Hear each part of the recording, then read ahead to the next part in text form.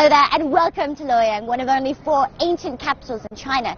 This city was the epicenter of the country for 13 dynasties, which means it saw the evolution of many of the things that make Chinese culture what it is today. Buddhism, Taoism, and many artistic achievements. And during this episode of Travelogue, I'm going to get to walk in some of the footsteps of some of the most famous and infamous figures in Chinese history. Hi, I'm Katrina Yu, and welcome to Travelogue. Luoyang is located in the west of Henan province. It lies in the heart of the country, encircled by mountains and plains, close to the Yellow River and to some vital ancient roads. Because of its location, Luoyang played a pivotal role in Chinese history.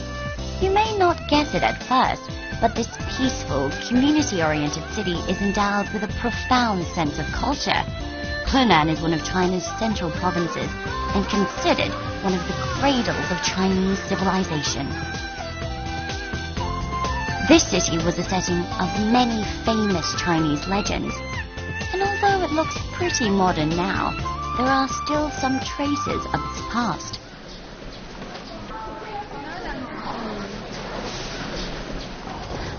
Now we're about to enter the west gate of the old city. Now if you can see behind me, the city was once enclosed in a circular type of structure, and if you walk in there today, you get a sense of what the ancient city might have been like in its heyday. Walking through these gates is a little like traveling back in time. The main street of the old city is a bustling marketplace filled with just as many locals as tourists. Traditional bangers hang over every shopfront, advertising the wares to passers-by just as they would have done hundreds of years ago.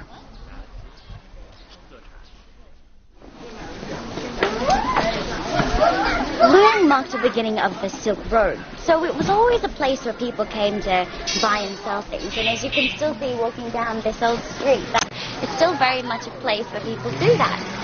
But perhaps the difference is, compared with other Chinese cities today, these old areas have not been turned into entertainment streets and restaurants and bars. They still remain very traditional. People are selling things to use when making calligraphy or ancient type of paintings. And I suppose in a way that summarizes what Luoyang is about. It's about culture and tradition.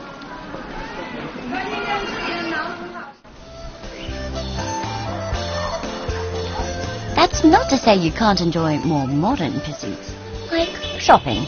Sure, the stores are filled with pretty trinkets and tasty snacks, but I get the sense that shopping in Luoyang offers something more. Vendors here sell quality traditional and handcrafted items, and given the significance of the city, each purchase is almost like taking home a bit of history. Not to mention, gifts loved ones back home would be more than happy to receive.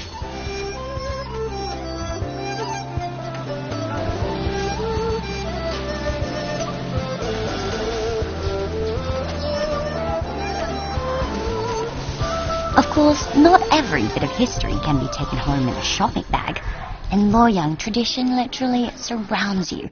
This old city is the perfect place to explore ancient Chinese architecture.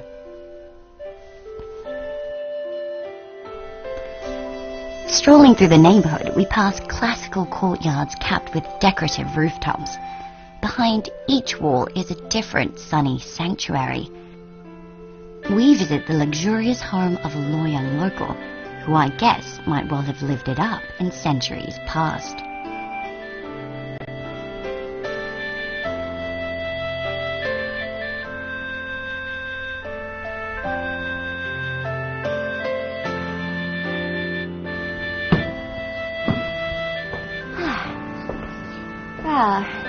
This place is really relaxing. We're still in the old city, but it feels like we're miles away. You know, when Luoyang was the capital of China, it would have felt like the center of the universe. So they obviously like to live in a place where they were in and amongst all the energy and the crowds. But they lived their lives in such a way that they could come home to a place like this. They built this very peaceful courtyard so they could come home and find what was a little corner of paradise.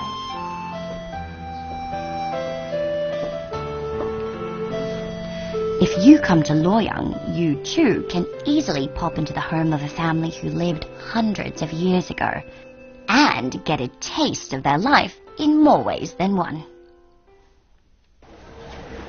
Well, I've learned that I have something in common with the people of Luoyang, and it's that they love to eat soup. Different types of soup are eaten at different times of the day, and I've been told by some local friends that this is a place I simply have to check out.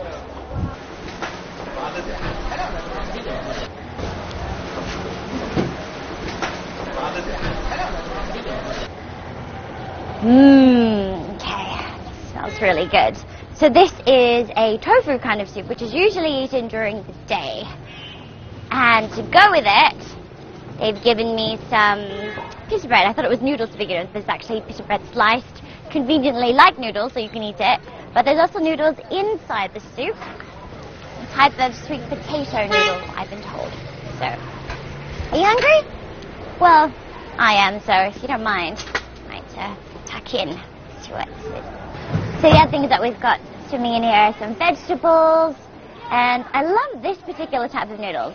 They generally love noodles here in Henan. We eat noodles pretty much every day, but this is a kind of different type. I thought it was some type of like rice vermicelli, but actually this type of noodle is made with sweet potato, which gives it a really sort of chewy, kind of lovely texture, which goes really well with the tofu and a bit of bread too. The soup you'll find here is much heavier than the varieties in the country's south, and while others may usually sip their soup using a spoon, true Luoyang locals drink theirs straight from the bowl. Now there's some insider knowledge for you. Coming up next, we explore a tower dedicated to the life of Empress Wu Zetian and feast our eyes on some of the country's most precious ancient treasures.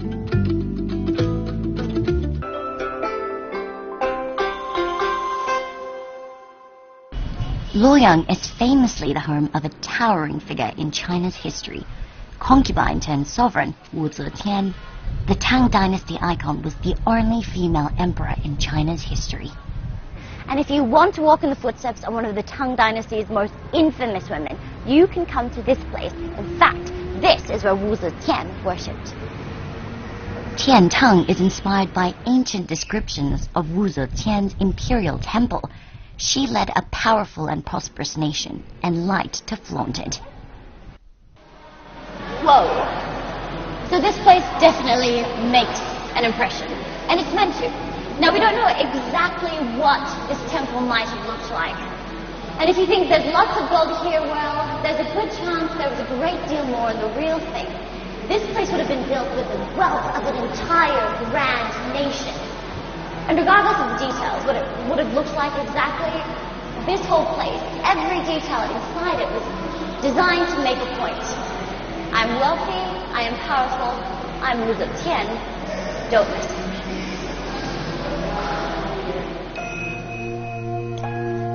The temple's design has a built-in architectural illusion. From the outside, it appears to just have 5 stories, but in fact, there are 9. And each level is ornately or more simply decorated according to its function, whether that be worship, prayer, or learning. You see, this building isn't just an elaborate copy of something past, it's also a lively center of Buddhist education. I think that would have pleased Wu Zetian, as her reign wasn't only known for its wealth, but also for being a time where Buddhism expanded and thrived throughout the country. So it's still a traditional temple, but with a technological upgrade.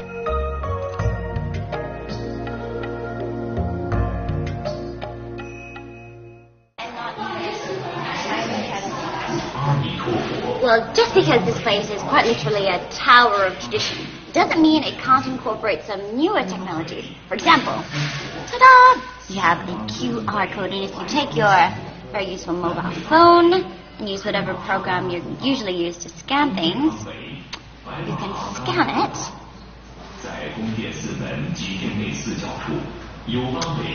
And voila! Within seconds, you have access to an audio guide about this tower. Pretty nifty, huh? Walking on the ground level, you can see the original foundations of Wu Zetian's palace from 1300 years ago. What's really cool about this building is that if you go down to the first level, you can see just below the original foundations of this building. So that is the foundation of the building that Wu Zetian actually built. And here in China, it's quite auspicious or lucky to drop some money in there. So I've prepared 1 RMB. And I'm going to make a wish.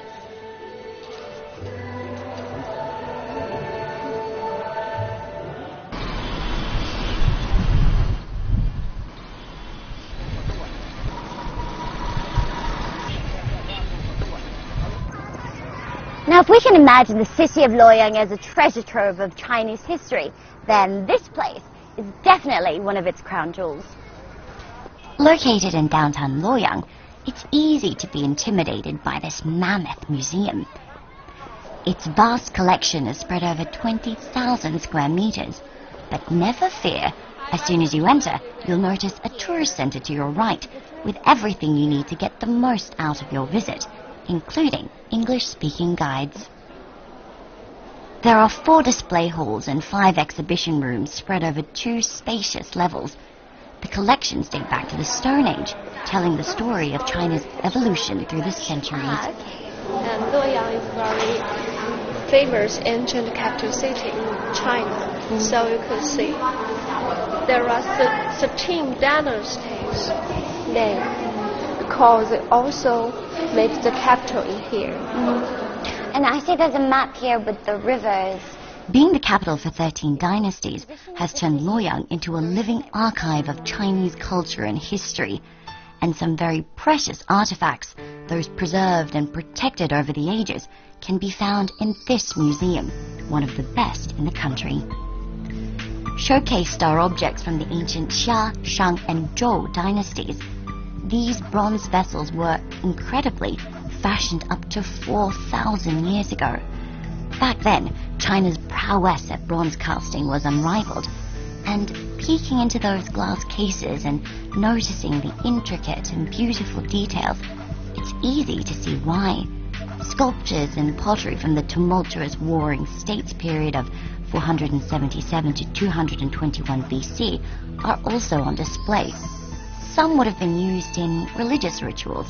Others were literally made to be buried, placed in the tombs of important and wealthy figures to ensure they could take their power and prosperity with them into the next life.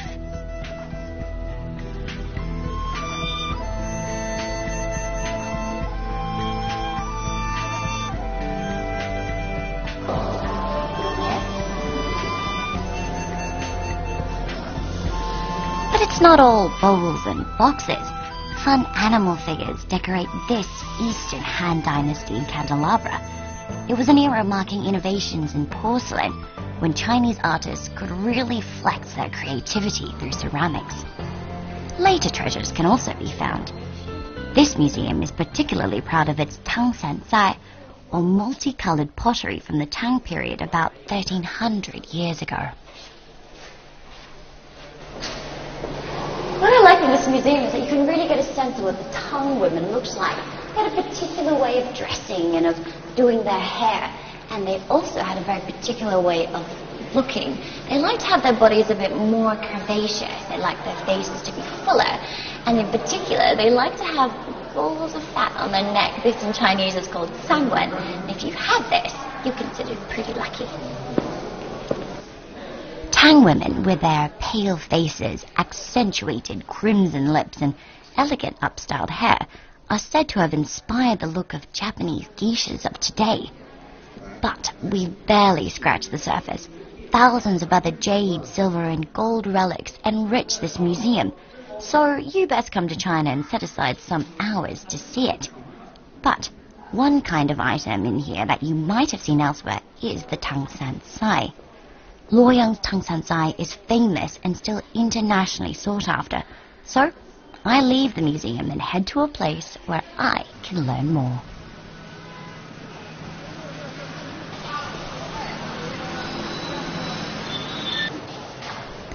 The studio of Tang San Sai artist Gao Shui Wang. Mr. Gao is a modern-day master of this ancient art and has spent more than 30 years crafting exquisite pieces.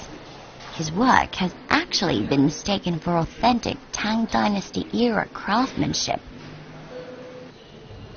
The pieces showcased here are among his best, some of which have won awards.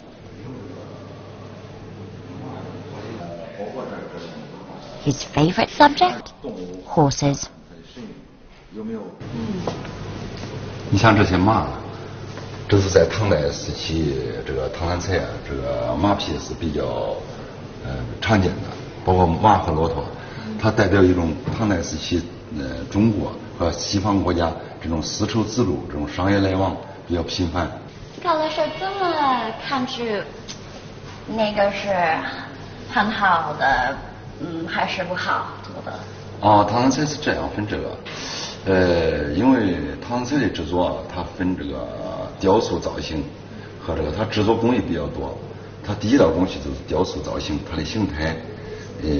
如果要是好的作品，它的雕塑造型啊，它把那个包括人物的这个神韵、面部，它这种在和人谈话、和人交谈这种神韵，它都能表达出来。包括它这种雕塑造型。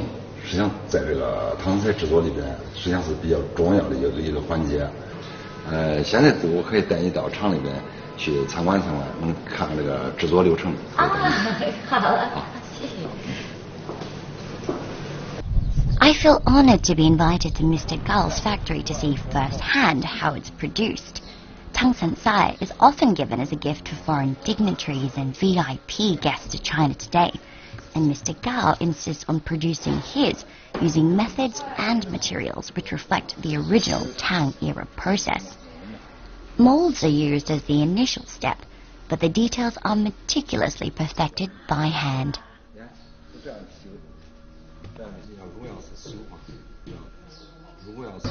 这个唐三彩啊，也是一种艺术品。做这个艺术品一定要追求艺术价值，要把它精神头表现出来。这是比较关键的。So it seems simple enough, just looking at it, but actually every single stroke, the amount of stress that you put into it makes a huge difference for the outcome. Once the raw shapes are given the green light, they're dried and ready for painting. And I gotta admit, walking into this part of the factory was not what I expected. After all, Tangsansai means multicolored ceramics. Well, all I see here are different shades of one color. But soon, Mr. Gao explains why. 这个上釉，这是白色的，这是黄釉，这是绿釉，这三种颜色。我先给你上一个，你先看一下啊。这样已经把这釉焦黄了，像这个地方就上这个白釉。Though it may look easy, you need to get the strokes just right. And I'm a little nervous about making a mistake. I can imagine that after repeating this process again and again, it may become a little tedious or boring. So a great passion must have fueled Mr. Gao's 30-year career. 好，挺不错的。这个上釉这个厚薄一定要掌握均匀。如果上的厚的情况下，它出来流动性太大不好；如果上的太薄，它出来就成次品了。所以说这一定要掌握均匀。上的不错，学得挺快，上的不错啊。He was just telling me that the thickness of the paint is really, really important in terms of the end product. So, what do you think of my masterpiece? Well, I guess we'll just have to wait and see if it will really be a masterpiece. 谢谢啊。不错不错。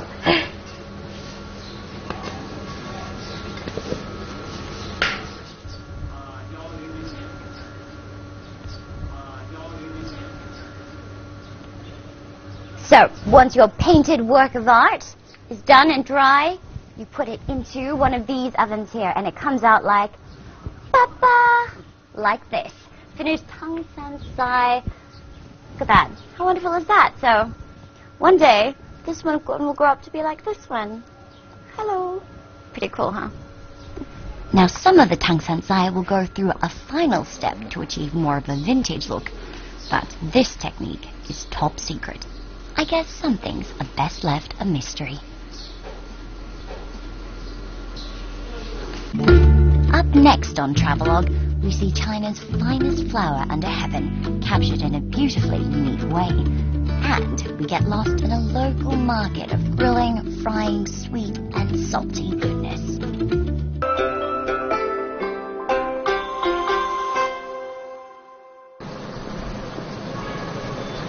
If you mention Luoyang in China, chances are people will call to mind one thing: the peony. The striking national flower blooms all across this city, but only for around 20 days in April and May. Thankfully, a local artist has created these works of art, ensuring the peony blossoms all year round. Wow. You know, I've seen many fake flowers, and although some of them are very nice, none of them quite give you that same effect of seeing a real live blossoming flower. But these are different. You know, because of the shininess, it gives them that effect of being full of water. And because of the intricate care put into each and every petal, when I behold the finished product, I get that same quiet jolt of excitement from seeing something so beautiful. And I think I really wouldn't mind receiving one of these. The peony is said to represent wealth and honor, and has been regarded through the ages as the finest flower under heaven. Little wonder these young women and men pay the utmost attention to getting each element right.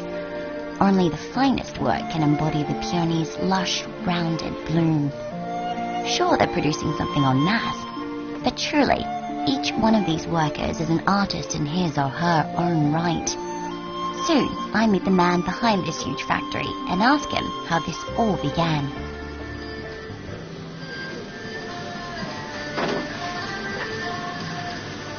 李老师，我看到那个牡丹色非常漂亮，你为什么开始做这个牡丹色？这个与我们这个对洛阳的情结关系特别大。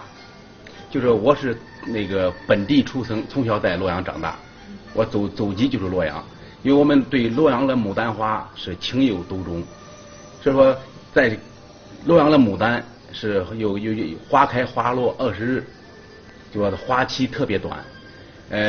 一次偶然的机会啊，我当过兵出身，我的战友在2007年时候来看牡丹，但因为天气不太好，下雨，就没有看着。最后在闲谈之余，说用什么材料能把牡丹花叫它长期不败。所以说这说者无意啊，听者有心。但是我们都当时就后来从07年来下半年，我们就开始琢磨这个有什么材料。反正我们利用了3年时间呀，把中国的工艺美术基本上跑了一个遍。最后我们09年末2010年初，最后我们用陶瓷来做牡丹花，就是把有花开花落20日的牡丹，叫它千年不败，富贵永恒。As the factory is closing for the day, we make our way back to the city for dinner. Well, if it's about 6 p.m. in Luoyang and you're feeling a little peckish, then this is the place to come. It's called Shizijie, and it means cross street. It's a night market, and I think the name is really apt because it seems to be a place where all different kinds of foods come together. So let's go check it out. Shizijie Market is situated right next to Luoyang's old main street. While it's a quiet intersection by day, at night it comes alive with crowds, bright lights, and a medley of mouth-watering sounds. Grilling, frying, barbecuing, and boiling. The most popular stalls sell street versions of shui xi, Luoyang's special local cuisine. Well, we spent our day on a sort of history hunt, so I feel it's only apt we begin this evening with a local culinary quest.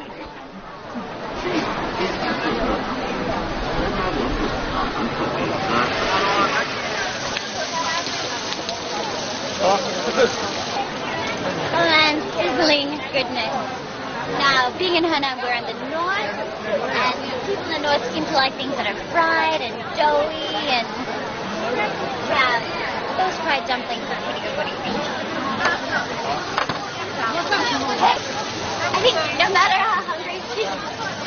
No matter how full you think you are, after you hear the sound of the sizzling, you're hungry.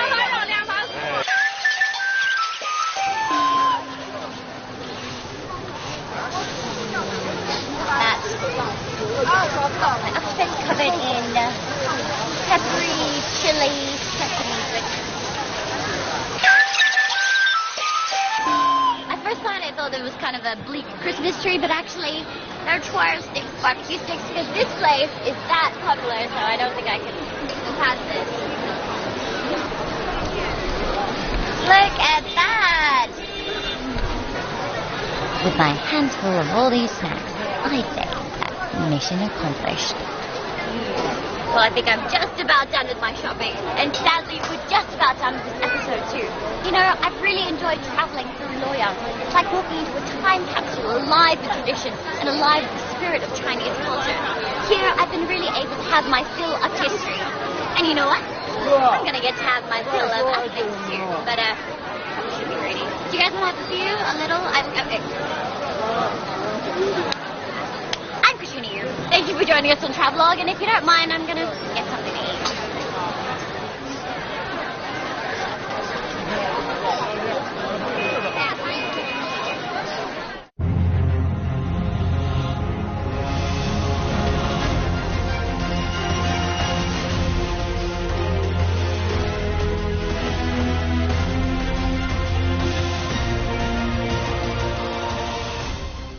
Bars, they still remain very traditional. People are selling things to use when making calligraphy or ancient type of paintings. And I suppose in a way that summarizes what Luoyang is about. It's about culture and tradition.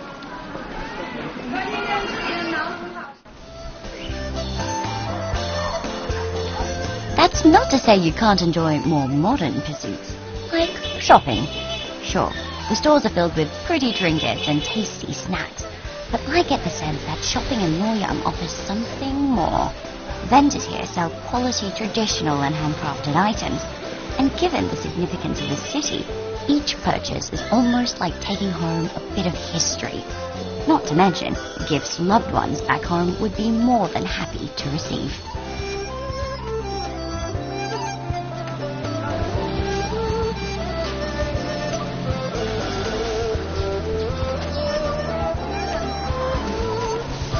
Of course, not every bit of history can be taken home in a shopping bag. In Luoyang, tradition literally surrounds you. This old city is the perfect place to explore ancient Chinese architecture.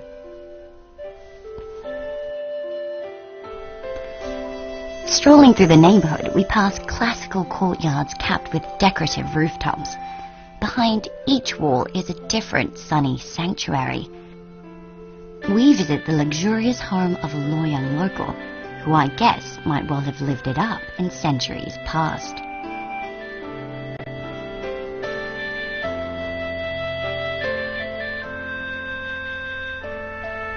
Sense of what the ancient city might have been like in its heyday. Walking through these gates is a little like traveling back in time. The main street of the old city is a bustling marketplace, filled with just as many locals as tourists. Traditional bangers hang over every shopfront, advertising the wares to passers-by just as they would have done hundreds of years ago.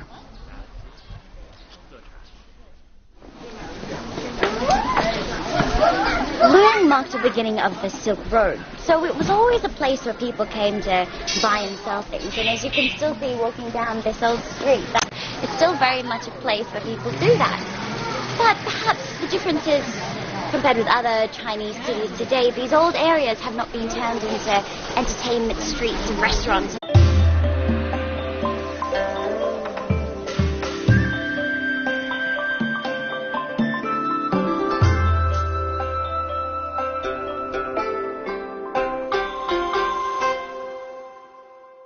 Hello there and welcome to Luoyang, one of only 4 ancient capitals in China. This city was the epicenter of the country for 13 dynasties, which means it saw the evolution of many of the things that make Chinese culture what it is today. Buddhism, Taoism, and many artistic achievements. And during this episode of Travelogue, I'm going to get to walk in some of the footsteps of some of the most famous and infamous figures in Chinese history. Hi, I'm Katrina Yu, and welcome to Travelogue. Luoyang is located in the west of Henan province. It lies in the heart of the country, encircled by mountains and plains, close to the Yellow River and to some vital ancient roads. Because of its location, Luoyang played a pivotal role in Chinese history. You may not guess it at first, but this peaceful, community-oriented city is endowed with a profound sense of culture. Henan is one of China's central provinces and considered one of the cradles of Chinese civilization. This city was the setting of many famous Chinese legends, and although it looks pretty modern now, there are still some traces of its past.